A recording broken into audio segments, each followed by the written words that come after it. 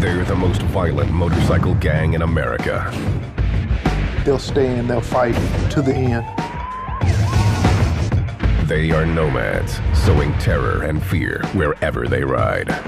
We're the toughest giant in the valley, and you gotta back that up. They are the Pagans, and their motto is do unto others, then split. Absolutely, positively. Gangland.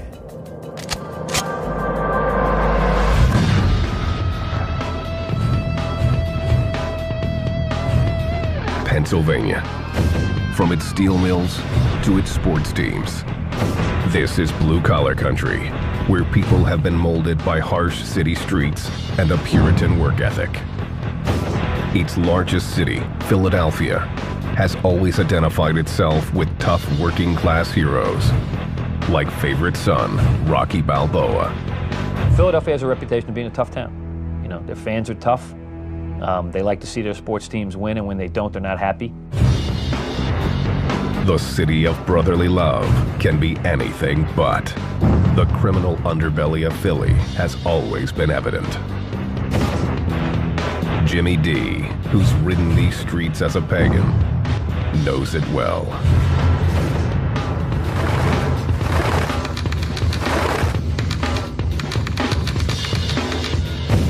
One for all for one. Let's die together, let's fight together, let's f together. That's the bond. The motorcycles and the brotherhood. Everything that comes after that comes after that. For 10 years, Jimmy D and the Pagans ran Philadelphia with brute force. It's always been pagan territory, always been their turf. They've always let other biker organizations and biker gangs know that this is our place. The Pagans are a one-percenter club that proudly proclaims its outlaw status.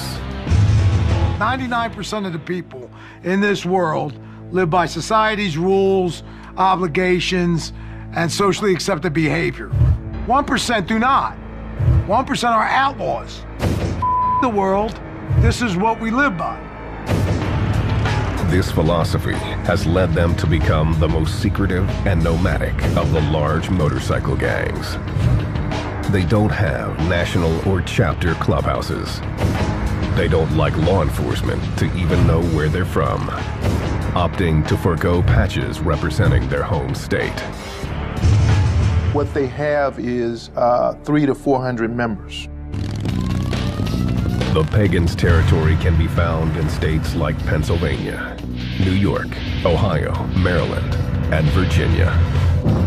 Their sheer brutality often makes up for being outnumbered. What defines them is their propensity to do violence. They're a very violent group. They're a nomadic group. They are to themselves quite introverted as a gang. A lot of antisocial behavior. The Pagans have been linked to assaults, theft, and extortion, as well as weapons and drug trafficking. From menial bullshit, nothing, to murder.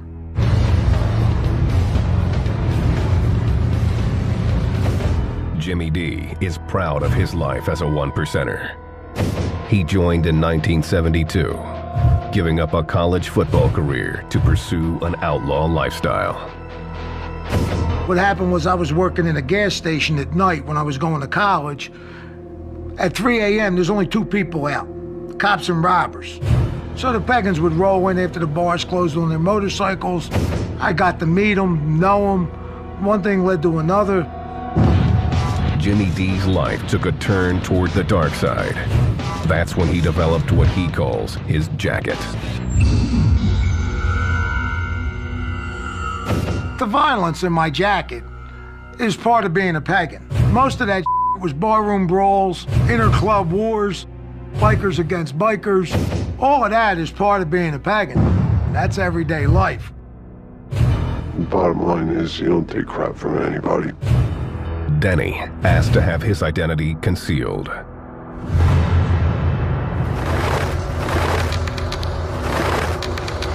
He was taught to value brotherhood and violence above all else. just all go down together. You know, you go in together, you walk out together. Simple as that. Denny got to know the Pagans in New York. You wanted to ride on Long Island and wear a patch, you were Pagan. That was it. There's no ifs, ands, or buts.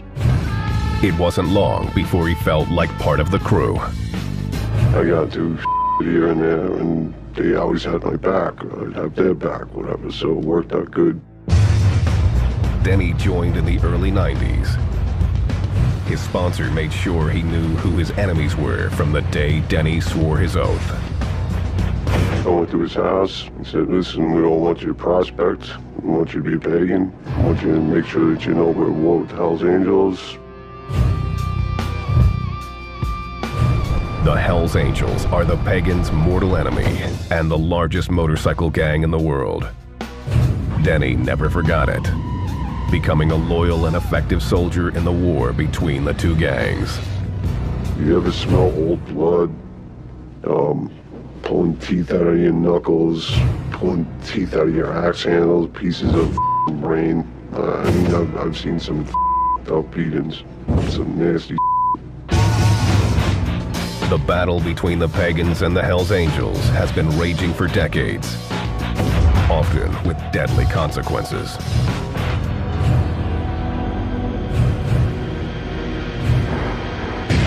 February 23rd, 2002, Plainview, New York.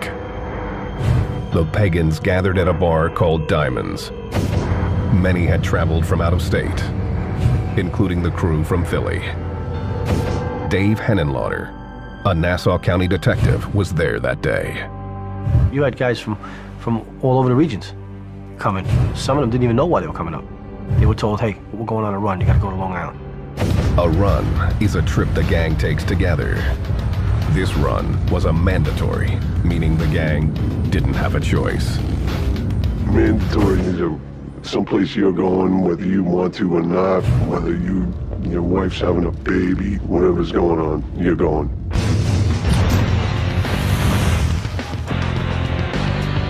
When the Pagans arrived, they were told to get ready to do battle with the Hells Angels. Their enemies were holding a tattoo and motorcycle convention called the Hellraisers Ball at a nearby convention center. This was the first event that the Hells Angel had sponsored in Nassau County. The Pagans felt it was an insult for the Angels to be holding an event on Long Island, a pagan stronghold. They wanted revenge and knew they'd have to pay a price to get it. Some of these guys wrote their wills. They wrote wills on napkins. One guy, he left his motorcycle to his daughter. You know, so these guys prepared themselves because they didn't think they were coming back. The Hellraisers Ball was open to the public, meaning there were plenty of women and children mixed in with the gang members. Henenlotter was doing surveillance at the event. I was in there with a camera. I was in there like a regular civilian, taking photographs. This man, Detective Smith, asked to have his identity concealed. He was working undercover with the New York State Police at the event. There were more than 300 people, and outside there were several hundred or more. Everything was real calm. There was no problem until Pagan showed up, and all hell broke loose.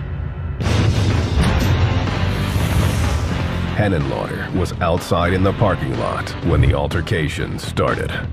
When the Pagans came up, they parked their cars along here, and they got out and they walked up here. The Pagans knew it was on because they all came out with clubs. You see them walking in with their axe handles. Detective Smith saw the first Pagan come through the door. I hear this roar, and then within a few seconds, this Pagan, well over 6 foot, well over 300 pounds, is yelling. He had in his hands a piece of lumber, not a finished axe handle or a 2x4, just a big stick. The Pagans began pushing their way through the front door, armed with everything from axe handles to Uzis to metal pipes and knives. Detective Smith noticed a Hell's Angel preparing to defend himself. He produces a small semi-automatic pistol.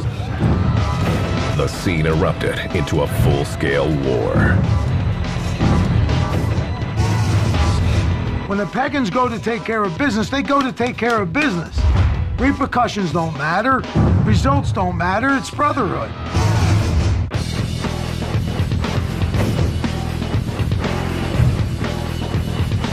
The Pagans pride themselves in being the most violent motorcycle gang in the U.S. These nomadic bikers spread their terror across the Northeast, intimidating anyone who stands in their way. In their culture, they feel whatever they do is correct because that's what's been instilled in them. If they kill someone, they're killing someone because they felt it was appropriate, because that person had done something against the organization, something against the club. As far as citizens go, you're above them. As far as guys in other clubs go, you're above them. The Pagan's secret code demands that members must be willing to die for each other. No questions asked. If you don't give a then you're the right man for the job. This combination of brute force and brotherhood has defined the Pagans from the gang's inception.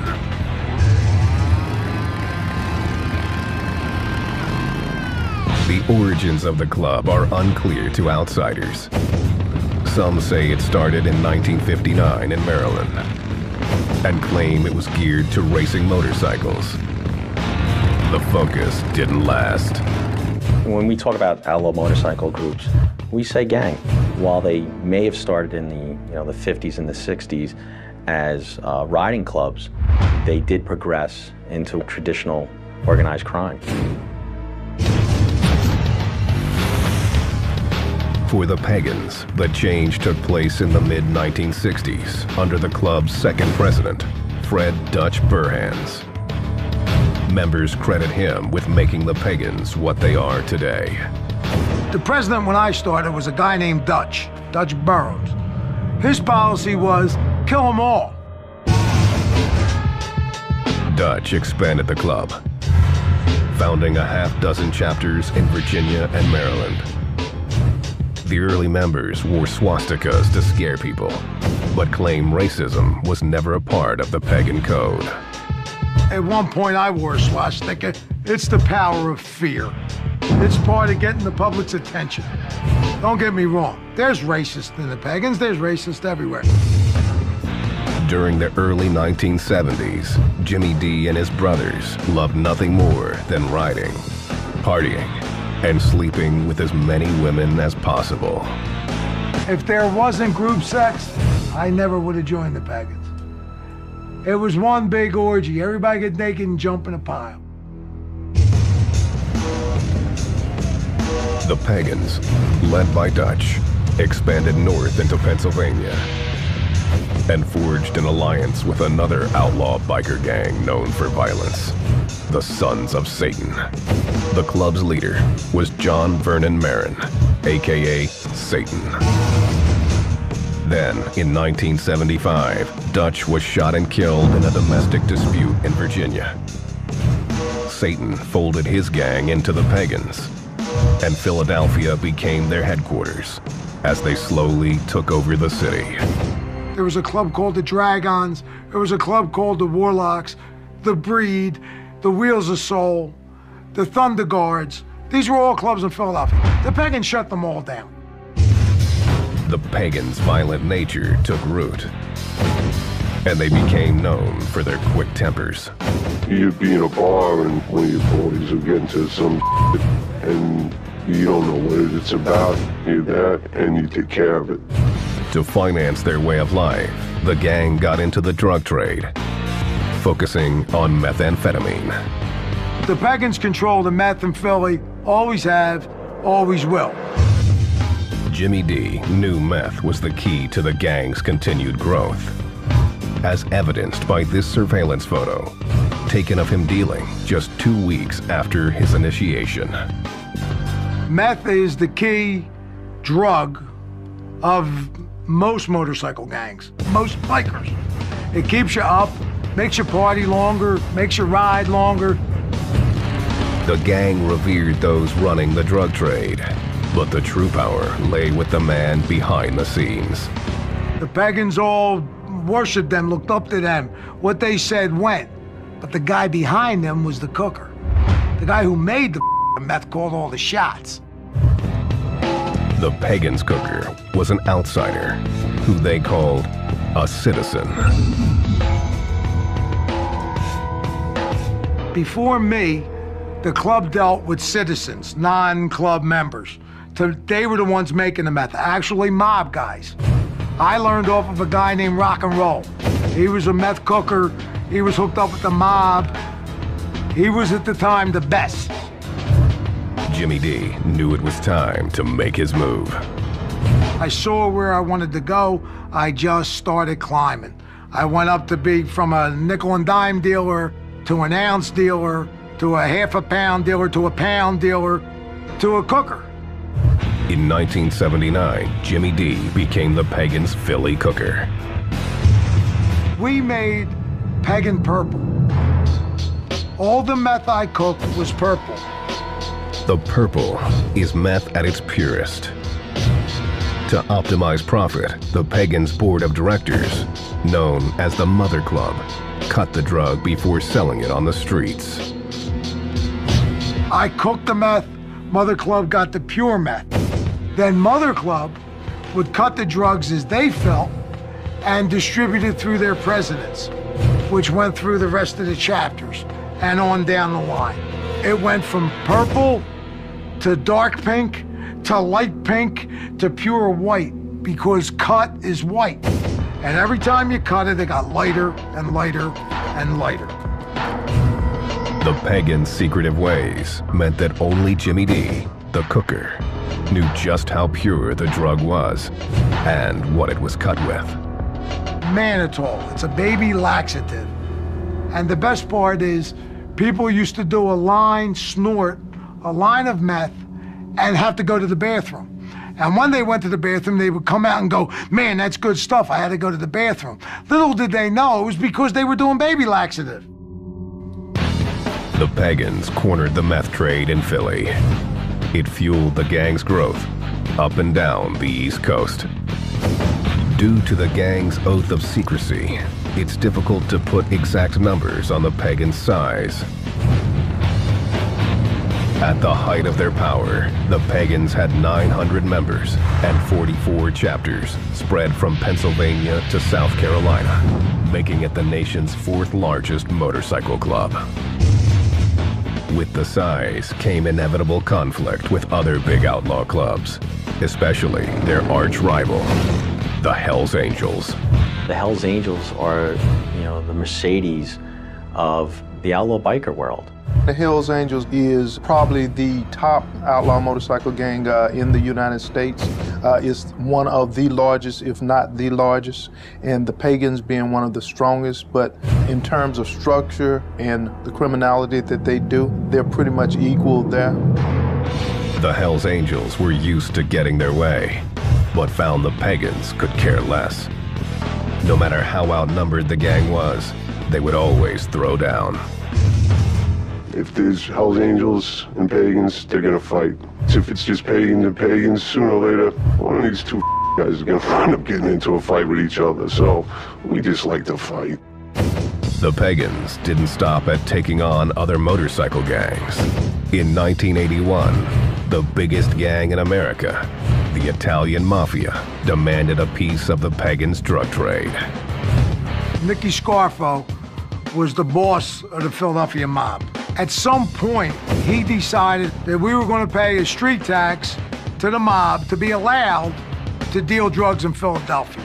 He lost his mind when he thought that he could shake down the Pagan Motorcycle Club for street tax.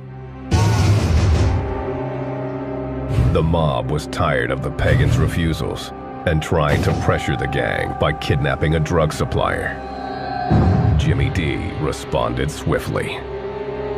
I then got my crew together from my chapter, went down, and started kidnapping their people. On February 26, 1981, Jimmy D kidnapped two made men. In a show of power, he forced them to drive through downtown Philly. We get to Broad and Walnut.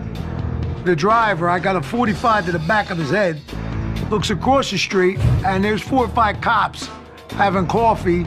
He says to me, if you're gonna shoot me, you're gonna shoot me now. He pulls up on the sidewalk with the cops, thinking they were gonna protect him. Got out of the car and started running. Jimmy D was not impressed and showed no mercy. I got out of the car and shot him in front of the cops. The mobster lived to tell the tale, and Jimmy D was arrested. But his stint in jail would be short-lived. Philadelphia was very corrupt. We had a lot of people on the payroll. I wind out getting out of jail on $750 bail.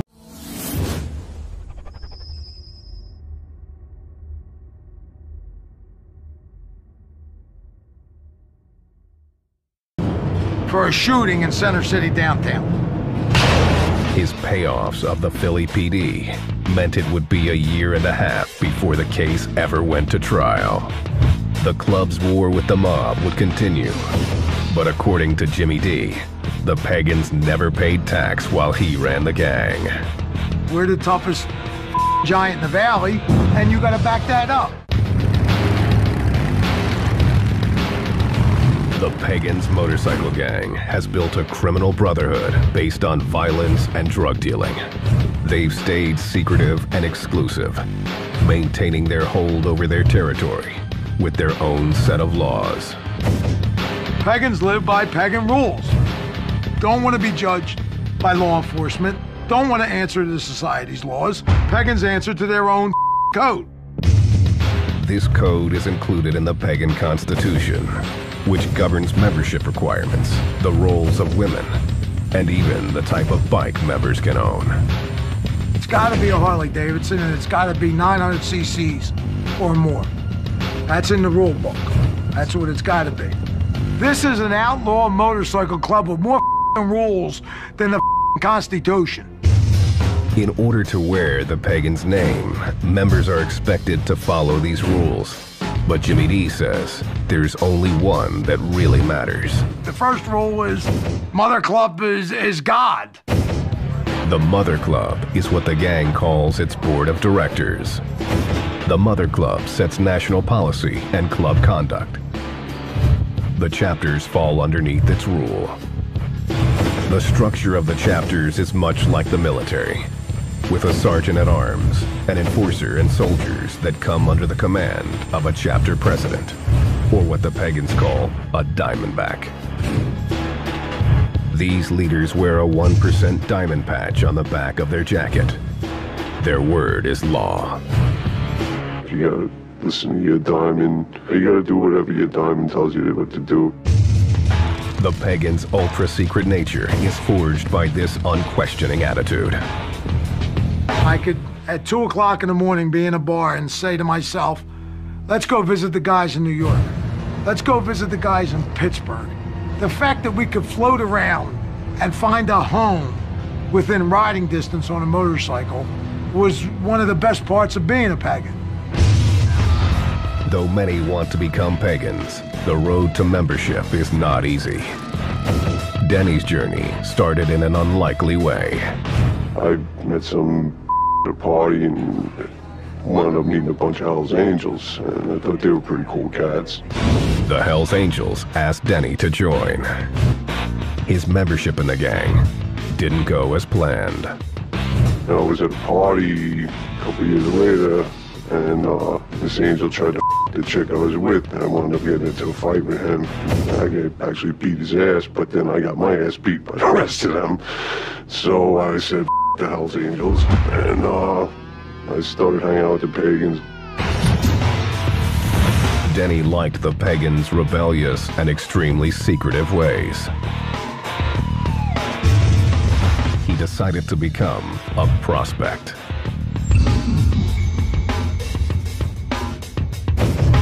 It's a role that gave him many responsibilities with few rights.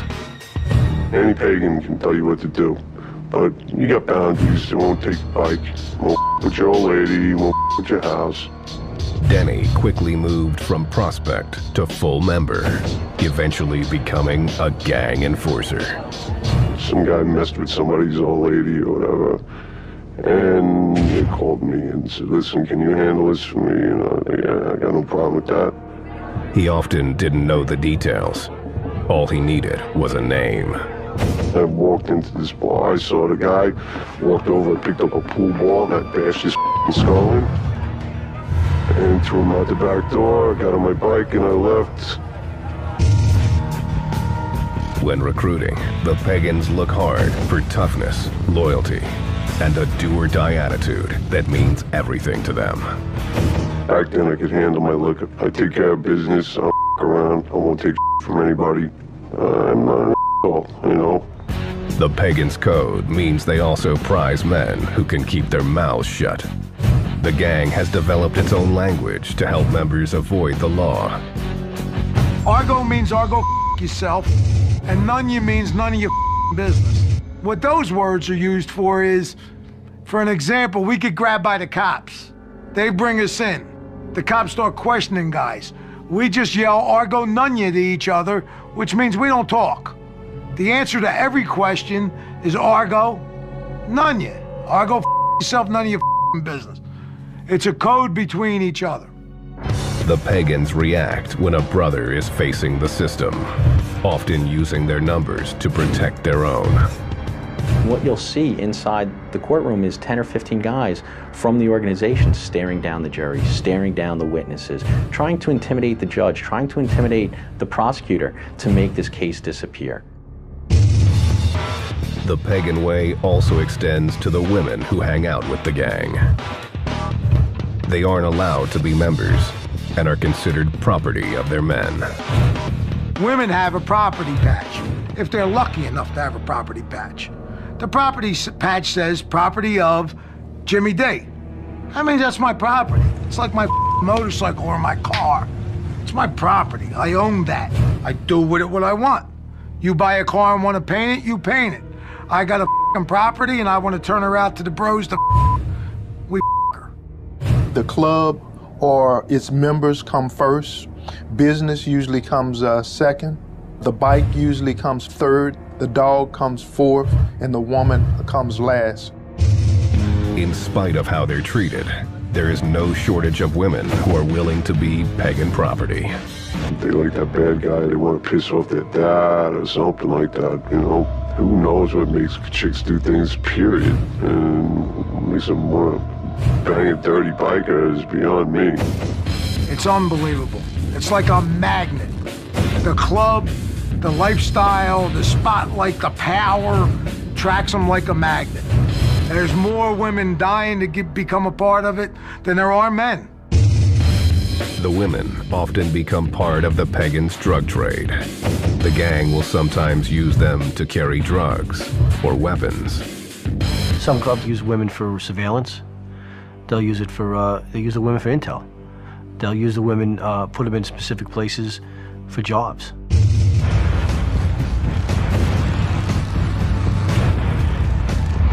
The Pagans take extreme pride in their club colors.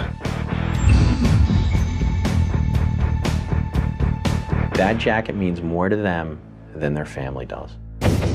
You get on your bike when you got your colors on you with 30 or 40 guys. Everybody's riding two abreast, and cars are getting out of your way, and there's nothing stopping you.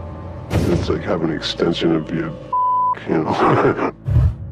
Their logo is on the center patch of their jackets. The Hells Angels have that death's head that is a made-up character. The Outlaws have Charlie, who is crossed pistons and a skull. It's made-up cartoon figures. The Warlocks have Harpy, who's got a and it's half a man, half a guy. They don't know what it is. The Pagan center patch is Zutar. It's a fire god sitting on the sun with flames around it. Zutar, he kicked the out of all the other gods. He runs hell. He's the man, Zutar. He squatted down real low like that to make all the other gods think he was a little guy. And he jumped up with that big fire stick, which is kind of like an axe handle, bashed all their brains in, and now he rules hell. The Norse myth of Zutar also inspired the gang's favorite weapon, the axe handle. Axe handle was definitely the weapon of choice. Sledgehammer handle works good too. The only thing they don't do is shoot bullets. Pagans are willing to bash heads with no provocation. But the quickest way to earn a beating is by showing contempt for pagan colors. Your colors are the most important thing on the planet to you. No matter what, they have to be protected.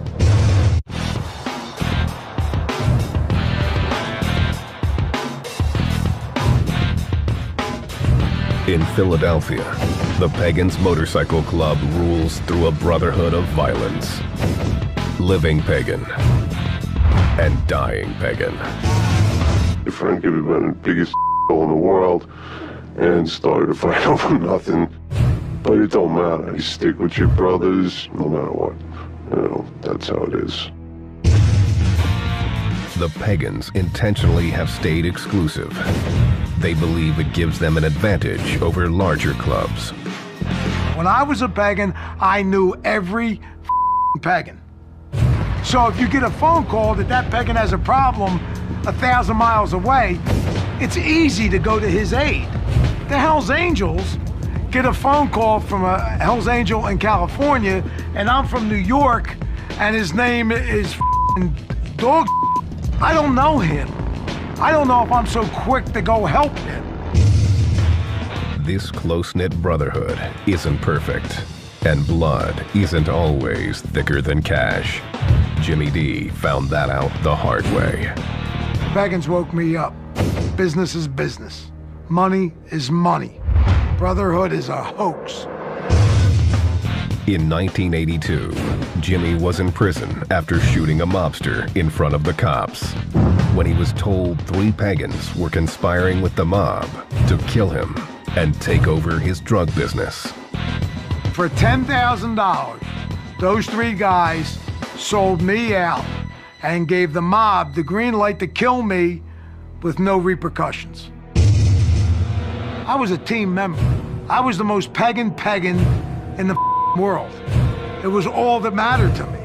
To find out that my bros, my people, gave me the up to be killed by them suckers was more than I could deal with. Jimmy D made a decision. He turned on the men who had already turned on him, providing federal authorities with damaging details about the gang. I rolled over on every pagan. If they didn't give me up, I'd still be a pagan today. I would have went to prison and kept my mouth shut and came back out in good standing. Them giving me up caused me to do what I did. The feds used Jimmy D's information to begin building powerful cases against the Pagans. The Pagans had 2 major RICO cases that devastated the leadership of the organization, that specifically targeted the mother club members of the organization. By the 1990s, the gang was falling apart.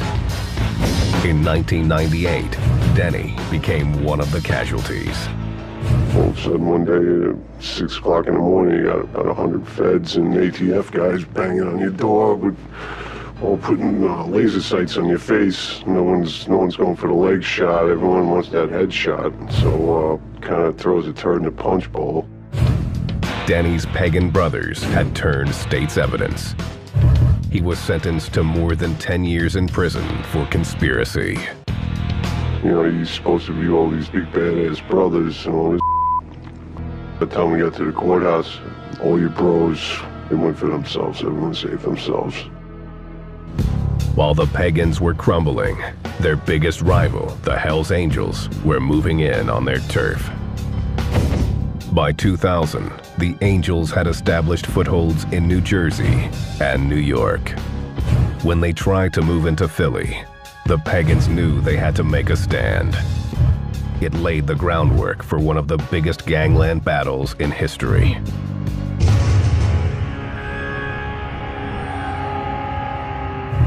In 2002, Philadelphia. The Angels began to recruit Pagans, attempting to get them to switch alliances. You do not trade in your colors with the Pagans to have colors with another organization, especially at the Hells Angels at that point. The first Pagan to become an angel was Tom Thinker Woods, a former leader of the Pagans' Mother Club. He contacted the Hells Angels and offered them the Philadelphia chapter. Said, okay, fellas, we want to come over. Give us colors, we'll become Hells Angels, and we'll deal with the Pagans here. We'll give you Philadelphia. And that's, I think, was widely viewed as a mortal sin, so to speak, among bikers. The betrayal stoked fury throughout the Pagans' membership.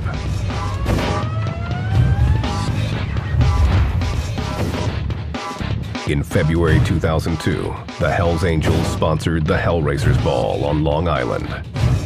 The Pagans believed that the traders from Philly would be there. The decision was made to teach them and the Angels a lesson. There's this call for Pagans from various places, including about 3 dozen from Philadelphia, to go up at that Hellraisers Ball and basically take them on.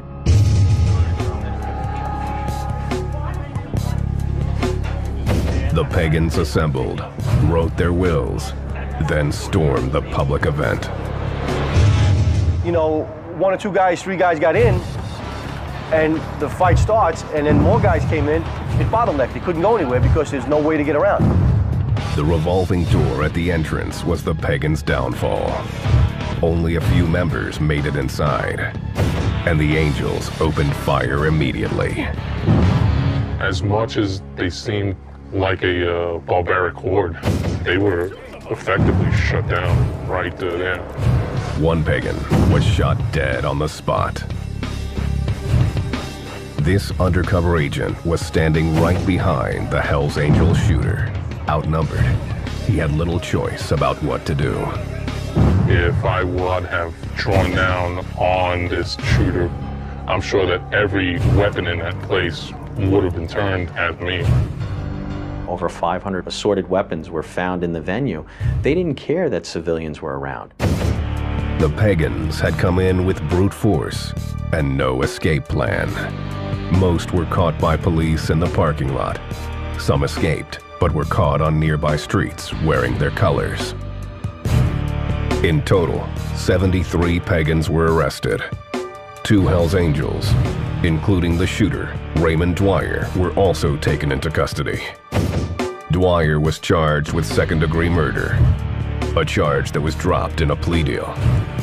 He ended up serving a year in jail on a related weapons possession charge.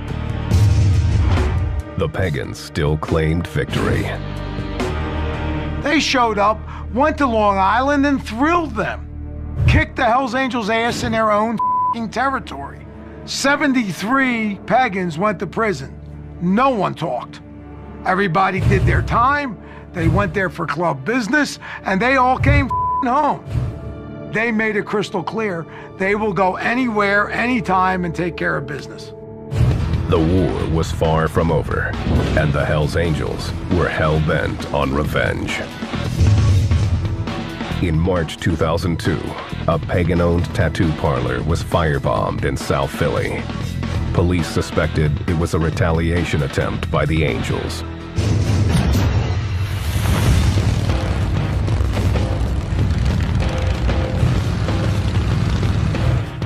The Hells Angels continued to make their presence known in Philly.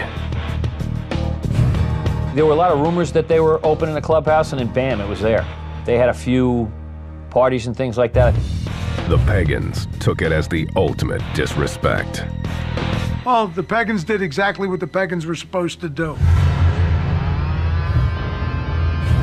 Start shooting them, killing them. Philadelphia. The city had been the domain of the Pagans for decades. But the Hells Angels were moving in on their turf, and the war between the gangs intensified. In 2005, the Pagans took the battle to the extreme and murdered the Hells Angels Philly chapter president, Tom Thinker Woods. He was one of the original Pagans who had left the gang for the Angels. The Pagans followed him and murdered him on the Schuylkill Expressway. Killed him right there. That's when it came crystal clear. The Pagans run Philadelphia. The Hells Angels came to town. He was the president. He was the man. The Pagans killed him dead. No one has ever been arrested for the crime. The brazen murder was enough to cause the Hells Angels to concede Philly to the Pagans. The word in the intelligence community was that guys were getting concerned about the level of violence, the amount of heat and trouble that came with it. Wasn't worth it. I have never seen the Hells Angels run out of town or any major city like that, like the way it occurred here. They just folded up shop and went away.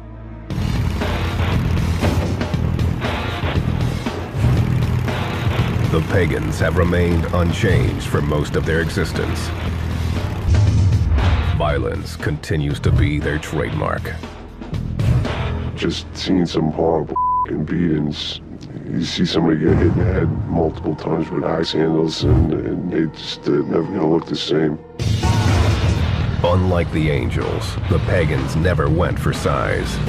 Their secret nature keeps them underneath the radar of law enforcement.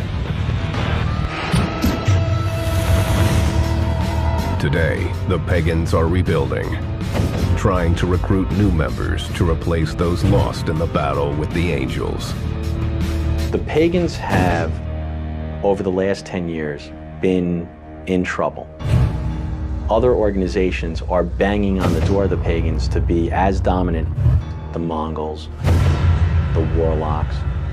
I don't see them relinquishing that, not to other rival gangs no time soon. They'll stay and they'll fight to the end. I don't see them turning tail and running. The Pagans have also tried to clean up their image. Jimmy D says it's a cynical ploy. Now, they want to do good. They want to go ride in the front of the pack and go do Toys for Tots at Children's Hospital. What a bunch of bull. We're one percenters. We're outside the law. We're not do-gooders. A great deal of my friends are either in prison for life or dead, building the name of the Pagans being bad guys. If the Pagans stay secretive, Jimmy D sees plenty of opportunity to build up business and recruit new members, especially while authorities are occupied with more pressing concerns. The government is spending so much money on Homeland Security after 9/11, they've given the motorcycle groups a green light. Now's the time to do it. All the money's donated to 9/11 and Homeland Security, and the fellas are running wild. If this took place during my era, I'd be a multi-gazillionaire. Jimmy D was put on the gang's hit list and says he's done with the Pagans. I washed my hands with the club. I couldn't even look at them when they did that to me. Denny also felt betrayed by the club. I got home from jail and stayed away from the law. It says that I'm not allowed to have contact with anybody for the rest of whatever, so I'll stick with that. So it's by my own choice, I just walked away. He says the way it ended still bothers him. You build up this thing that's what it is, and then a couple of rats gnaw the balls off it, and it's gonna kill you. It's gotta screw with your mind somehow. Those who remain Pagans will always live by their own code, no matter what.